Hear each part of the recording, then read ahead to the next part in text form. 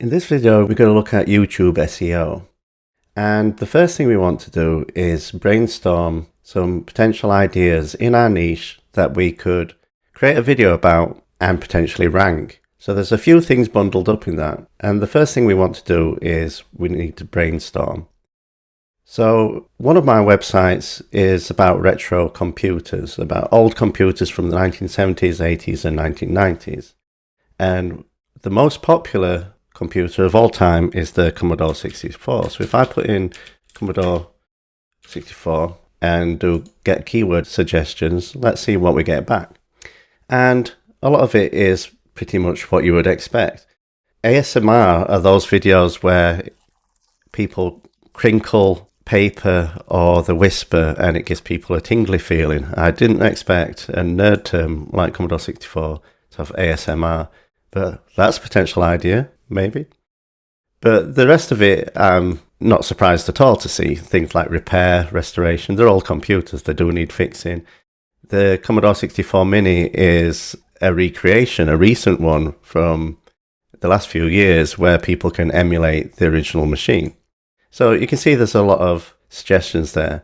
And my website's about Commodore 64 programming, so I'm particularly interested that's coming up because these are words and phrases that people are actually searching for.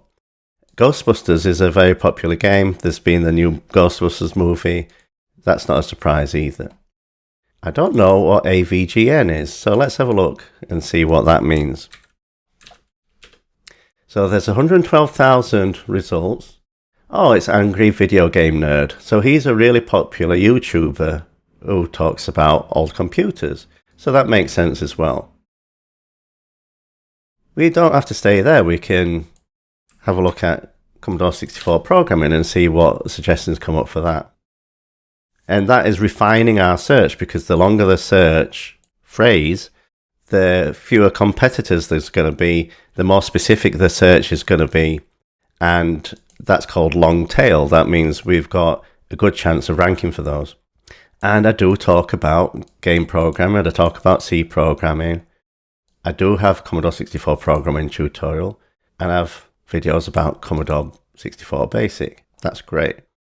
But another way of saying Commodore 64 is to say C64. So if I take Commodore 64 and C64, can I see which term I should use? And we can have a look at Google Trends. So Google Trends will tell us what people are searching for. So if I put in Commodore 64, the Commodore 64 computer, it'll show us how many people are searching on the web over time. Let's put last 5 years. And let's choose worldwide. Okay. Now we can compare that with C64. And it seems that C64 is less popular than Commodore 64. That's interesting, but that's for the web search. You can also do YouTube search. And a few times that has made a difference. So on YouTube, are people searching for Commodore 64 or are they searching for C64? And I can change that to the search term rather than it recognizing the computer. And as you can see, the results change quite dramatically. So in terms of context, it seems like Commodore 64 as the computer is something that they recognize. They also recognize that it's a game system.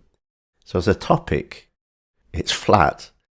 So be careful when making decisions based on this information because you really have to refine your research before deciding which way to go. So it looks like for YouTube, C64 is a more important term than Commodore 64.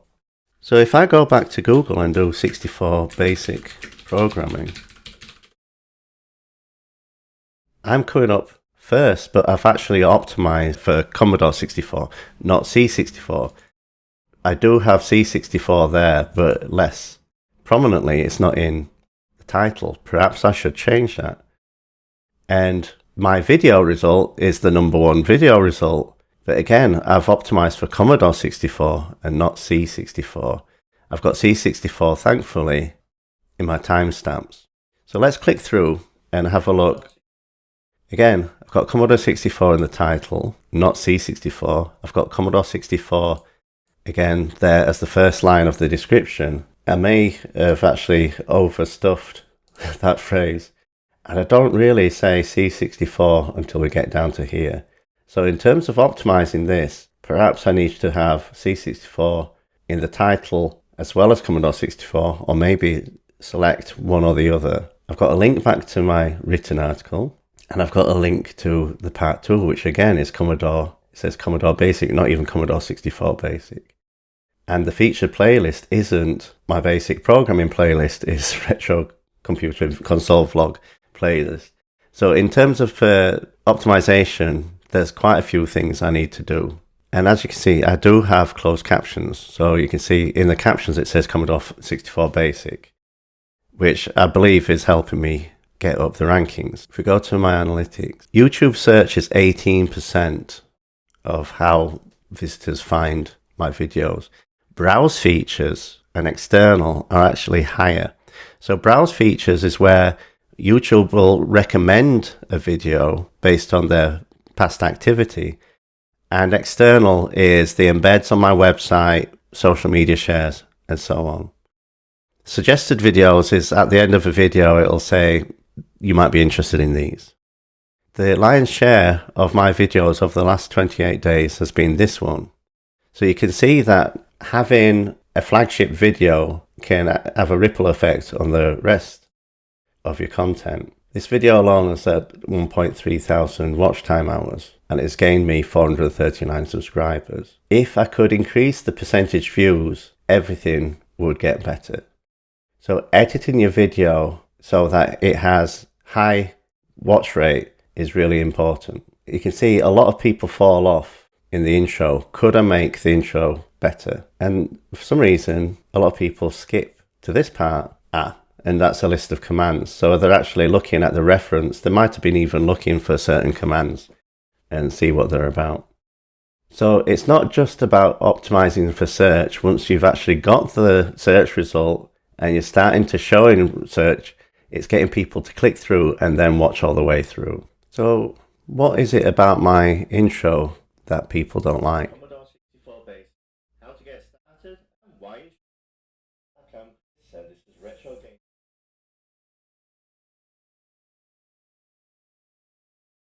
Could it be that my little jingle is causing people to fall out of the video and lose interest? Would cutting that out improve things? Perhaps it's worth a try. So Google does allow you to do some research right within the tool itself. And you can see the same results that we got earlier, but with the search volume. On this channel, I'm not getting any viewers searches. On this channel, people are searching for the Iwata Ninja Jet air compressor. And you can also search for content gaps. That's where people are struggling to find something. So the last thing I want to show you is how we can further optimize the videos. This is how you put the timestamps into your video description. There's the timestamp formatted with colons. So you've got hour, minute, seconds. Then a space, then the title. It seems to me that Google and YouTube do take into account the words that you use in these titles. So you need to have your keywords early in the description, early in the title, in your timestamps. It may even help to have a keyword in your video file. It can't hurt. And have subtitles and transcript. I don't see tags as being a ranking factor, but I do think it helps when there's already a popular video. If you can match your tags and the topic to the existing video, you can kind of get carried along by their popularity, and some of it will rub off onto your video by being suggested.